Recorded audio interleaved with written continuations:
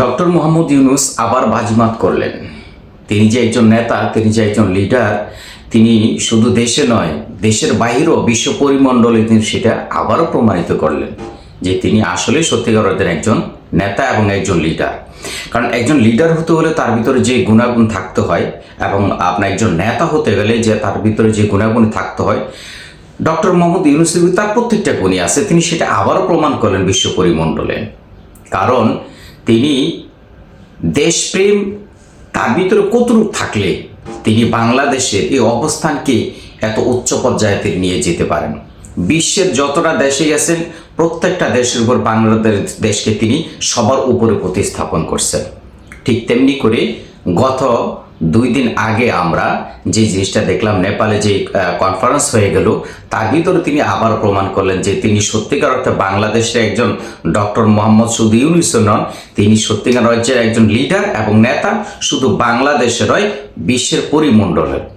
কারণ আমরা যতগুলো খেলোয়াড় দেখছি, যতগুলো নেতা দেখছি, তাদের প্রত্যেকে দেখছি দেশের ভিতরে, তাদেরকে আমরা কখনো এভাবে দেখিনি। কিন্তু ডক্টর মোহাম্মদ ইউনূস হচ্ছেন বিশ্ব পরিমণ্ডলের, আপনার সারা ওয়ার্ল্ডের ভিতরে তিনি হচ্ছেন একজন নেতা এবং একজন খেলোয়াড়। তিনি শুধু দেশেই খেলেন নাই, ওনার খেলা দৌড় হচ্ছে পুরো ওয়ার্ল্ডে। আর বিশেষ করে যাদের কথা বলবো, আমাদের বাংলাদেশের তথাকথিত যারা আগের সরকারগুলো ছিলেন, প্রত্যেকটা সরকারই ছিলেন লেজুর ভিত্তিক, ব্যক্তি স্বার্থ নিয়ে তারা সবসময় ব্যস্ত ছিলেন। তারা দেশকে নিয়ে অতটা ভাবেন না, দেশের মর্যাদা, দেশের সম্পদ, দেখুন দেশের জনগণ নিয়ে তারা কিন্তু কখনো এইভাবে বিশ্ব পরিমণ্ডলে, বিশ্বের বহির্বিশ্ব কোথাও যে এভাবে কিন্তু নিজেদের গর্ব করে মাথা তুলে তারা কথা বলতে পারেননি। কিন্তু ডক্টর মোহাম্মদ ইউনূস দেখিয়ে দিয়েছেন কিভাবে লিডারিত্ব করতে হয়। লিডারশিপ আপনার মুখে বললে হবে না, আপনার নিজে থেকে লিডারশিপ তৈরি হয়ে আসতে হবে। ডক্টর মোহাম্মদ তিনি এমন একজন খেলোয়াড়, শুধু বাংলাদেশের না, তিনি পুরো বিশ্বের ভিতরে তিনি ঘুরে ঘুরে চষে বেড়ান। তো আমি মূল কথাটা যে বলতে চাইছি সেটা হচ্ছে, আমাদের বাংলাদেশের মূল যে সমস্যা বিগত প্রায় আপনার 50-60 বছর ধরে, যেটা হচ্ছে আমাদের দেশীয় যে সমস্যাগুলি ছিল, এই সমস্যাগুলো মানে আমাদের যারা আমাদের এই সমস্যাগুলো তৈরি করতেছে, যারা এই সমস্যাগুলো ক্রিয়েট করে দেয়, তাদের মুখোমুখি বসে এই ধরনের কথা বলার কোনো সরকারের সাহস আজ পর্যন্ত আমরা দেখিনি। কিন্তু ডক্টর মোহাম্মদ ইউনূস তিনি সেটা আবার প্রমাণ করলেন যে তিনি সত্যিকার অর্থে আমাদের একজন লিডার, তিনি আমাদের লিডারিত্ব করতে পারবেন এবং করতেছেন অলরেডি। তা হচ্ছে 1 নম্বরে যেই আপনার নেপালে গিয়ে যে একটা সাইড কনফারেন্স করেছিলেন আমাদের প্রতিবেশী দেশ ইন্ডিয়ার প্রধানমন্ত্রীর সাথে, এবং তার পুরো ক্যাবিনেট ছিল সাথে। তো সেখানে গিয়ে তিনি এই যে সাইড সময়ের ভিতরে, যেটুকু সময় তিনি সময়ের ভিতরে কিন্তু তিনি 3টা জিনিস কিন্তু খুব গুরুত্ব দিয়েছেন। 1 নম্বর হচ্ছে আমাদের দেশে যেই গণহত্যা চালিয়েছে যে স্বৈরশাসক, তাকে ফেরত দিতে হবে। তাকে তুমি আশ্রয় দিয়ে এভাবে রাখতে পারবা না, এতে কোনো যুক্তি হয় না। এবং প্রত্যেকটা দেশের সাথে যে একটা চুক্তি থাকে, যদি কোনো সন্ত্রাস এ ধরনের কোনো গডফাদার যদি তাদের দেশে যে লুকায়, তাহলে ওই দেশ তাকে রিটার্ন করবে। এটাই প্রত্যেকটা দেশের সাথে, বিশেষ করে আমার প্রতিবেশী দেশগুলোর সাথে একটা চুক্তি আছে। কিন্তু সেটা আপনার ইন্ডিয়া সেটা বাস্তবায়ন করেনি, এবং সে এখন পর্যন্ত এই ধরনের কোনো কিছু আশ্বাস সে দিতেছে না। তারপর ডক্টর ইউনূস ডাইরেক্টলি বলছেন যে আমাদের যে গডফাদার, যে কিলার তোমার দেশে লুকিয়ে আছে, তুমি আশ্রয় দিয়েছো, তাকে আমার দেশে ফেরত দাও। দ্বিতীয় হচ্ছে আপনার তিস্তা চুক্তি, যেই তিস্তার পানি ছেড়ে প্রতি বছর আমাদের দেশের হাজার হাজার হেক্টর ফসলি জমি নষ্ট করে দেয় পানি ছেড়ে, এবং লক্ষ লক্ষ মানুষের ঘরবাড়ি নষ্ট করে দেয়, লক্ষ লক্ষ মানুষের জীবন জীবিকাকে ক্ষতিগ্রস্ত করে। যে তিস্তার পানি দিয়ে সে বলছে তিস্তার চুক্তি তুমি বাস্তবায়ন করো, কারণ তিস্তার পানি শুধু তোমার একার নয়। কারণ আমাদের দেশে যখন খরার মৌসুম, তখন এই তিস্তার পানি কিন্তু আটকে দেয় ইন্ডিয়া, তখন কিন্তু আমাদেরকে দেয় না। কিন্তু যখন আমাদের পানির প্রয়োজন, তখন সে পানি ছেড়ে দিয়ে আমাদের পুরো দেশের ফসল ফলাদি উত্তরবঙ্গের পুরোকে সে ক্ষতিগ্রস্ত করে। 2 নম্বর বলছেন এটা। 3 নম্বর বলছেন যে সীমান্ত হত্যা, কারণ সীমান্ত হত্যা তোমাকে বন্ধ করতে হবে। তুমি বিনা কারণে, বিনা দ্বিধায়, তুমি কোনো উস্কানি ছাড়াই তুমি আমাদের সীমান্তবর্তী জনগণের উপরে গুলি চালিয়ে প্রতিনিয়ত তুমি আমাদের জনগণকে মারো। এই সীমান্ত হত্যা তোমাকে বন্ধ করতে হবে, কারণ এটা হচ্ছে সবচেয়ে বড় জুলুম। কারণ তুমি যে আমার প্রতিবেশী, তুমি যে আমার মানে প্রতিবেশীর মতো যে আচরণ করা দরকার, যে প্রতিবেশী মনে করে সুলভ আচরণ দরকার, তুমি তার কোনোটাই করতেছো না।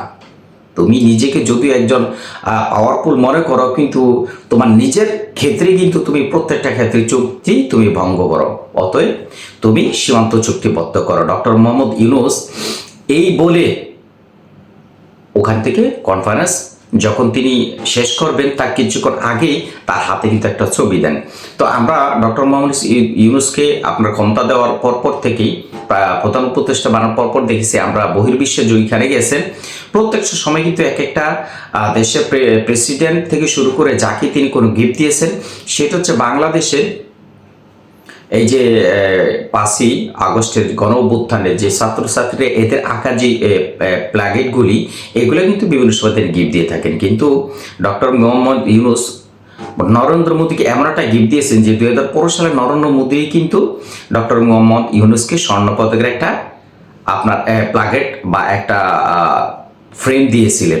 এটাকে তিনি আবার নতুন করে বাদাই করে এটা আপনার নরেন্দ্র মোদীকে কিন্তু ব্যাক করেছেন। তিনি এটা এই জন্য বুঝিয়ে দিয়েছেন যে তুমি আমাকে সাধারণ কোনো খেলোয়াড় মনে করো না, আমি কিন্তু ওয়ার্ল্ড ওয়াইড খেলোয়াড়। অতএব তুমি আমার সাথে ওই ধরনের আচরণ করো না যারা আমার আগে নেজুর ভিত্তিক রাজনীতি করেছে, নেজুর ভিত্তিক দেশ শাসন করেছে অন্য কারো তত্ত্বাবধারিত বা দাবিদারি করে। আমি কিন্তু ওই রকম নই। এটা নরেন্দ্র মোদীকে ভালো করে বুঝিয়ে দিয়েছেন। যদি নরেন্দ্র মোদী যদি একজন জ্ঞানী হয়, বুদ্ধিমান হয়, তাহলে সে ইশারায় গীতি বুঝে যাবে। আসলে আমি যেটা বলতে চাই সেটা হচ্ছে ডক্টর মোহাম্মদ ইউনূস আমাদের দেশের জন্য দেখেন, প্রত্যেকটা মানুষের দুইটা সাইড থাকে, একটা হচ্ছে খারাপ দিক, একটা ভালো দিক। তো ডক্টর মোহাম্মদের আমরা ভালো দিকটা অবশ্য সবাই দেখি, কিন্তু খারাপ যে দিকগুলি আছে ছোটখাটো সেটা আমরা না দেখি, কারণ ওই খারাপ কাজগুলা আমাদের কোনো প্রয়োজন নাই। ওইটা ওনার ব্যক্তিগত বিষয়, ওনার ব্যক্তিগত বিষয় নিয়ে উনি থাক, কিন্তু আমার দেশের স্বার্থে জনগণের সাথে উনি যা করতেছে এইটাই আমরা ফোকাস করব বা এইটাই আমরা ফলো করব। তো আগে পরে আমরা যতগুলো আমাদের দেশের লিডার দেখেছি, এটা সবাইকে এক বাক্যে মেনে নিতে হবে যে ডক্টর মোহাম্মদ ইউনূসের মতো লিডার বাংলাদেশে এখন পর্যন্ত আমরা দেখিনি। তো আমরা চাই বাংলাদেশে সামনে যেন ডক্টর মোহাম্মদ ইউনূসের মতো লিডার যেন বাংলাদেশের লিডারিত্ব করে এবং বাংলাদেশের মতো একটা শান্তিপ্রিয় দেশকে এবং এইভাবে পরিচালনা করতে পারে। আমরা কিন্তু এমন লোকই চাই। দেখতেন আসলে একটা মানুষের ব্যাপারে আপনি কতটুকু বলবেন, কিন্তু ডক্টর মোহাম্মদ ইউনূসের ভিতরে আপনার ভালো যে দিকগুলি, তার ভিতরে আরও অনেকগুলো দিক আছে। কারণ তিনি যখন থেকেই তিনি বাংলাদেশের আপনার উপদেষ্টা পদে তিনি উপদিষ্ট হলেন, তারপর থেকে তিনি বলে যাচ্ছেন বাংলাদেশের প্রত্যেকটা মানুষকে লক্ষ্য করে বলতেছেন যে তোমরা অন্যের তাবেদারি করে, অন্যের গোলামি করে আর কতকাল বাঁচবা, তোমরা নিজে নিজে বলিষ্ঠ হও, নিজে বলিয়ান হও, নিজের শক্তিতে বড় হও, নিজের শক্তিতে লড়ো। কারণ উদ্যোগের কথায় কান না দিয়ে নিজে চিন্তা করো, নিজে কান দিয়ে শোনো এবং নিজের চোখ দিয়ে সেটা দেখো এবং নিজের দেহ বলিষ্ঠ থাকা অবস্থায় সেটাকে তুমি কর্মতে পরিণত করো। কারণ ডক্টর মোহাম্মদ ইউনূস বলতেছেন যে আমাদের দেশে বিশেষ করে এত বেকারত্ব হওয়ার কারণ অনেক সময় আমরা নিজেরাই বেকারত্ব তৈরি হয় এবং তৈরি করেছে আমাদের দেশে নিজের জনগণই। কিভাবে?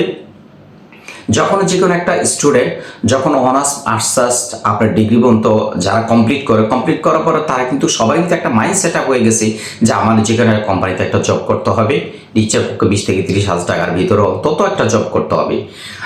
আসলে কি দেখেন, মানুষ লেখাপড়া শিখলেই যে অন্য একটা চাকরি করতে হবে, কোনো মাল্টিপল কোম্পানি, অন্য যে কোনো একটা কোম্পানি থেকে জব করতে হবে, আসলে এই চিন্তাটা আমাদের ভিতরে এমন একটা সিস্টেমে পরিণত হয়েছে। যেমন যখন কোনো একটা কৃষক যখন কৃষি কাজ করে তখন কিন্তু গ্রামের অঞ্চলে কিন্তু আপনার গরুর হাল ছিল। তো গরুর হাল যখন তারা পরিচালনা করতাম তার হাতে একটা লাঠি থাকে, কিন্তু এটাকে গ্রাম অঞ্চলে অনেক সময় সিপাও বলা হয়। তো দেখেন যখন এই কৃষক এই কাজটা করে এই লাঠি দিয়ে, তখন কাজ শেষে যখন তিনি অনেক সময় কাজ করতে পারেন না, তখন এটা তার ছেলেকে হাতে ধরিয়ে দেয় যে ধরো বাবা এই লাঠিটা নাও, তুমি এটা গরুর পালটাকে মাঠে নিয়ে যাও, নিয়ে চড়াও এবং জমি চাষাবাস করে খাও। মানে এই একটা সিস্টেম যে বাপের হাতে যে লাঠিটা ছিল সেটা ছেলেকে দিল। কিন্তু দেখা গেছে তখন সে কৃষকের ছেলে কিন্তু তখন সে কৃষকে পরিণত হলো। অ্যাকচুয়ালি কৃষক হওয়াটা কিন্তু খারাপ কথা নয়, কিন্তু কথাটা হচ্ছে যে যে কাজটা করে তাকে দিয়ে ওই কাজটাই সে করতে হবে, ওই কাজটাই করবে এমন তো কোনো কথা না। আমাদের দেশে মানুষ যদি আপনার এডুকেটেড পার্সন থাকে বা শিক্ষিত হয় তখন তাকে যে চাকরি করতে হবে এমন কোনো কথা নয়, কারণ সে নিজে উদ্যোক্তা হতে পারে, নিজে উদ্যোগ করে নিজে কোনো কিছু কর্ম তৈরি করতে পারে। আমরা যদি সবসময় অন্যের সুখ শান্তি অথবা সমৃদ্ধি দেখে কিন্তু হাততালি দিই, কিন্তু কখনো কি নিজের ব্যাপারে হাততালি দিয়েছি? নিজের সমৃদ্ধি নিজের শান্তির ব্যাপারে কতগুলো একটু চিন্তা করেছি? কিন্তু চিন্তা আমরা এতটুকু করি যে অত টাকা মাসে বেতন পাবো, মানে এত টাকা স্যালারি হবে, আমার এত খরচ হবে, এত সেভ হবে, এই সামথিং কিছু বিষয়। কিন্তু নিজেকে কখনো আমরা কিন্তু এইভাবে প্রতিষ্ঠিত হতে আমরা কখনো চেষ্টা করিনি। তো এই সবচেয়ে মানে কিছু যে দিক আছে ডক্টর মোহাম্মদ ইউনূস, সেটা আমার কাছে খুবই ভালো লাগে। কারণ দেখেন একটা কথা কি, পৃথিবীর ভিতরে আল্লাহ পাক পুরুষকে কিন্তু লিডারত্ব দিয়ে পাঠিয়েছেন, এছাড়া অন্য কাউকে নয়।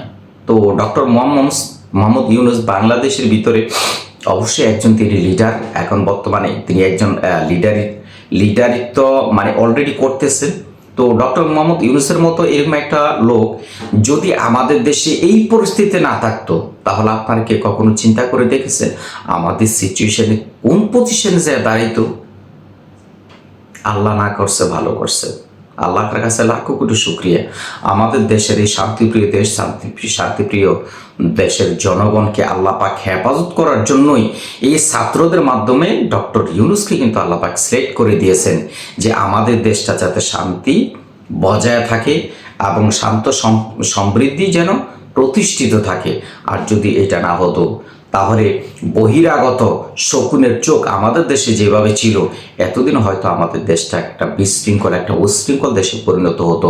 হয়তো দেখা গেছে বিশ্বের অনন্য যেই আপনার মানুষ রূপী যেই আপনার কি বলে জানোয়ারগুলো বসে আছে, তারা আমাদের দেশে বিভিন্ন তকমা দিয়ে আজকে হয়তো আমার দেশটাকে একটা বিপদের দিকে ঠেলে দিত এবং ক্ষতিগ্রস্ততে পরিণত করতো। আল্লাহ পাক সেদিক থেকে আমাদেরকে হেফাজত করছে। তো আসলে আমরা যারাই ডক্টর মোহাম্মদ ইউনূসের বিরোধিতা করি না কেন, অন্তত কিছু সময়ের জন্য হলে একটু চিন্তা করবেন যে অন্তত দেশের স্বার্থে, জনগণের স্বার্থে অন্তত ডক্টর মোহাম্মদ ইউনূসকে সাপোর্ট করা আমাদের প্রয়োজন। আসলে এইটার কারণে কিন্তু কোনো রাজনীতি করা নয় ভাই, এটা শুধু একমাত্র দেশের স্বার্থে। রাজনীতির তো করে একটা আপনার বলা হচ্ছে পুতুল খেলার বিষয়, রাজনীতিটি হয়ে গেছে এখন শুধু অন্যের হক, অন্যের আপনার হক ছিনিয়ে নেওয়া, খাওয়া, অন্যের হক নষ্ট করে খাওয়া, অন্যের হক মেরে দেওয়া, এটা হচ্ছে বর্তমানে বাংলাদেশের পলিটিক্যাল সিস্টেম। পলিটিক বর্তমানে বাংলাদেশে যারা করে, ওরা নিজেরা কাজকর্মে খাওয়ার জন্য কিন্তু তারা করে না, তারা করে শুধু অন্যের হক নষ্ট করে কিভাবে খাবে, অন্যের থেকে জোর জুলুম করে কিভাবে খাবে। বাংলাদেশের পলিটিক্যাল সিস্টেমটা হচ্ছে শুধু এখন এটা, এছাড়া বাংলাদেশের সঠিক কোনো পলিটিক্স বাংলাদেশে নাই। বাংলাদেশের পলিটিক্স মানি কোনো একটা রাজনৈতিক ব্যাপারে আশ্রয় নেওয়া মানেই হচ্ছে তার কোনো কর্মজীবন থাকবে না, তার কোনো পরিশ্রম থাকবে না, তার কোনো কষ্ট থাকবে না। সে আরাম এসে বসে বসে রাত্রে যখন ঘুমাবে, সকালে উঠে সে দেখবে যে আমি তো কোটিপতি, তারপর দেখবে যে আমি তো বিলিয়নার, আমি তো মিলিয়নার, আমি তো ট্রিলিয়নার। শুধু বাংলাদেশে এই জন্য কিন্তু রাজনীতি করতেছে, বর্তমানে যে ট্রেড চলে আসতেছে বাংলাদেশের রাজনীতির। তা আমরা এই রাজনীতির অপসারণ চাই, এই রাজনীতির পরিবর্তন চাই। ডক্টর মোহাম্মদ ইউনূসের মতো, ডক্টর ইউনূস না হইলেও ডক্টর মোহাম্মদ ইউনূসের কোনো কিছু যায় আসে না। সে কিন্তু ছাত্রত্ব অরুন্ধুর কারণে কিন্তু আমার দেশের উপদেষ্টা হওয়ার জন্য তিনি রাজি হয়েছেন।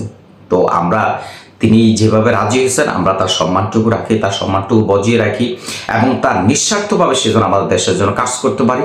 আসুন আমরা সবাই তাকে সাপোর্ট করি, অন্তত দেশের স্বার্থে। আমরা যে দেশপ্রেমিক, আমরা যেই দেশে থাকি, আমরা যে দেশে আমার ফ্যামিলি, যে দেশে আমার জীবন, যে দেশে আমার মৃত্যু, অতএব আমার যে দেশে সমস্ত কিছু পড়ে আছে, আমরা সেই দেশের স্বার্থে, জনগণের স্বার্থে আমরা ডক্টর ইউনূসকে আমরা সমর্থন করি, তার প্রত্যেকটা কাজকে আমরা অ্যাপ্রিসিয়েট করি। কারণ একটা মানুষ যখন ভালো কাজ করে, যখন আপনি তার ভালো কাজের বাহবা দেবেন, তখন সে ভালো কাজ করার আরও কিন্তু সে এক্সপ্রেশন তার ভিতরে আরও আসবে, সে কিন্তু আরও আপনার উদ্বুদ্ধ হবে। অতএব ভালো কাজগুলোকে আমরা ভালো করি। আর বিশেষ করে একটা কথা বলতে চাই, যারা আমাদের দেশে পলিটিক্যালভাবে আসছেন, আপনি যেই দল করেন না কেন, বায়ুটা আপনার ব্যক্তিগত ব্যাপার, আমরা আপনাদের পলিটিক্যাল বিষয়টি কোনো কথা বলবো না।